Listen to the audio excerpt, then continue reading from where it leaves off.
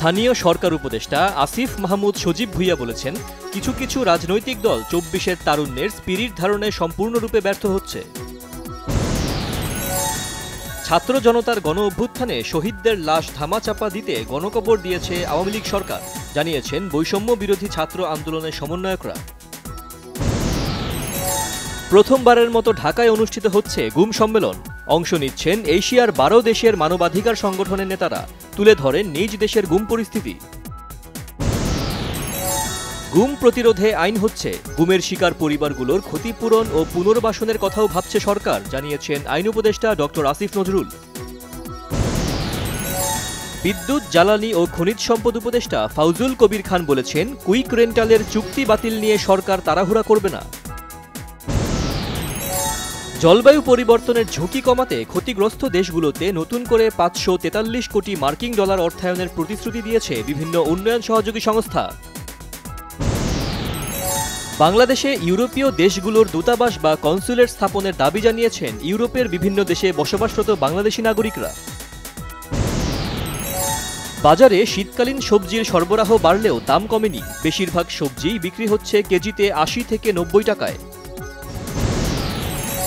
ঘোষণা মতো কাকরাইল মসজিদে সাদ অনুসারীরা আগেভাগেই চলে যান জুবায়ের অনুসারীরা, সতর্ক অবস্থানে আইন শৃঙ্খলা বাহিনী। সুপ্রিম কোর্ট আইনজীবী সমিতির নির্বাচনে জালিয়াতি, চুরি ও মারধরের মামলায় সাবেক আইনমন্ত্রী আনিসুল হককে ৫ দিনের রিমান্ড শেষে কারাগারে পাঠিয়েছে আদালত। রাজশাহী বিশ্ববিদ্যালয়ে ভর্তি পরীক্ষায় পোষ্য কোটা বাতিলের দাবিতে আমরণ অনশন, সমাধানের চেষ্টা চলছে, জানিয়েছেন ভিসি।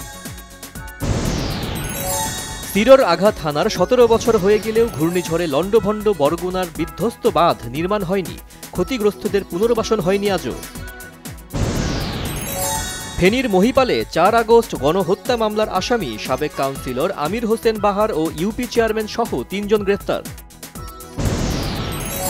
৩ মাস বন্ধ থাকার পর অবশেষে নাম পরিবর্তন করে দর্শনার্থীদের জন্য খুলে দেয়া হল গাজীপুর সাফারি পার্ক। ভারতে বায়ু দূষণের কারণে দিল্লির সব প্রাথমিক স্কুল অনির্দিষ্টকালের জন্য বন্ধ ঘোষণা, অনলাইনে ক্লাস নেওয়ার নির্দেশনা। রাজাপাকসে পরিবারকে ব্যালটের শক্তিতে প্রত্যাখ্যান করল শ্রীলঙ্কাবাসী, প্রেসিডেন্ট অনুরার জোটের প্রায় 0 থেকে নিরঙ্কুশ সংখ্যাগরিষ্ঠতা। গাজা, লেবানন আর সিরিয়ায় বর্বর আগ্রাসনে অন্তত ৭১ জনকে হত্যা করেছে ইসরায়েলি বাহিনী। জার্সির যুদ্ধ ঘোষণা করে আর্জেন্টিনাকে হারিয়েই দিল প্যারাগুয়ে। ভেনেজুয়েলার বিপক্ষে এগিয়ে গিয়েও ব্রাজিলকে ফিরতে হয়েছে সমতায়, পেনাল্টি মিললেও গোল করতে পারেনি ভিনিসিয়াস জুনিয়র। স্টার সিনেপ্লেক্স সহ দেশের ৮৪টি প্রেক্ষাগৃহে মুক্তি পেল সাকিব খান ও সোনালী চৌহান অভিনীত সিনেমা দরদ।